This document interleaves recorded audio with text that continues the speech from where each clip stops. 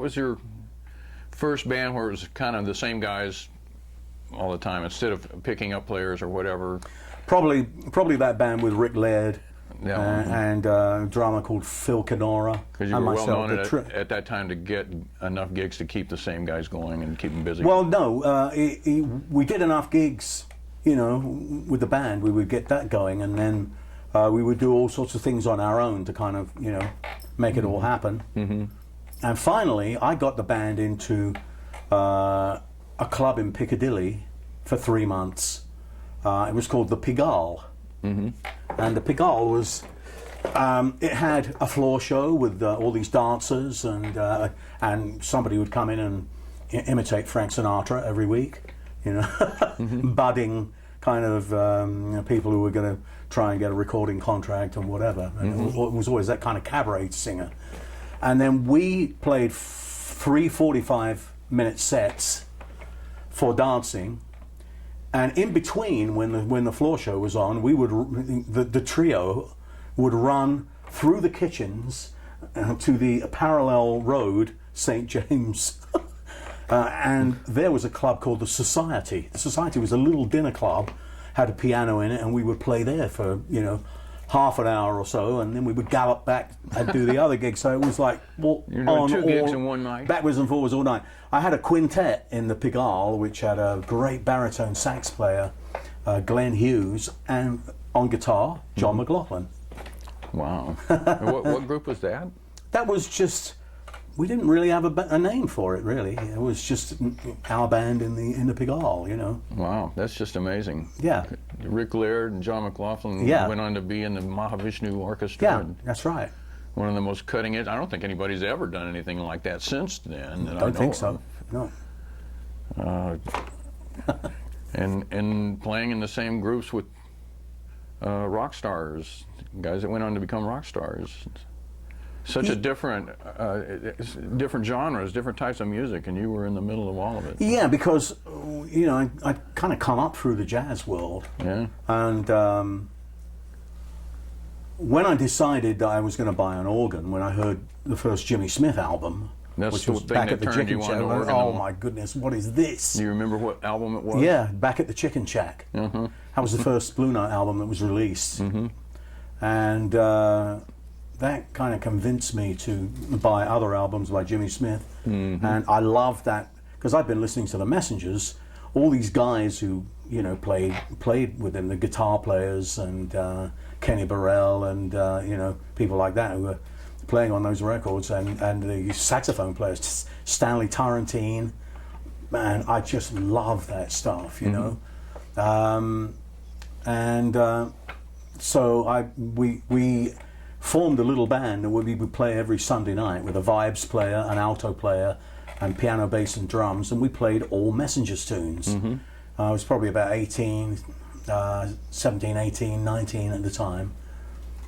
So stepping over from that, which was very blues-edged hard bop, into playing with when some of these guys on the, you know, in the R&B clubs say, "Hey, Brian, come and sit in, man," you know, and they play Ray Charles things, or, you know, I just felt it was easy to do that. You know, it was like, yeah, I understood the feel, and we would, you know, and so the transition when I started to play organ was not a really big deal. In fact, also John McLaughlin was on the first gig that I did, which was at the Green Man out in Bexley Heath, I think it was, in London. Anyway, so having kind of come through the jazz world, I actually won the Melody Maker Jazz Poll in '64. The Melody Maker was the local music magazine. That was the local big music magazine. They had a readers' poll. Like Downbeat over here? Yeah, exactly. Well, it was more of a tabloid, you know, a real tabloid rather than a magazine like that. It was a newspaper, music newspaper. They had a readers' poll, and, you know, we'd been about. I played at the Edinburgh Festival and places like that, and the people had noticed, you know, and so I won the readers' poll for jazz. But I'd already gone to this other format for this idea that I wanted to, because the guys on the jazz scene really didn't like what was happening in the clubs, like rock and roll. They thought, oh, that's rubbish, you know. And I'd seen The Who play, and Spencer Davis and people like that, Georgie Fame, a whole run of bands in the Flamingo, including, I think, Ginger was in a band with Graham Bond on organ and John McLaughlin on guitar, and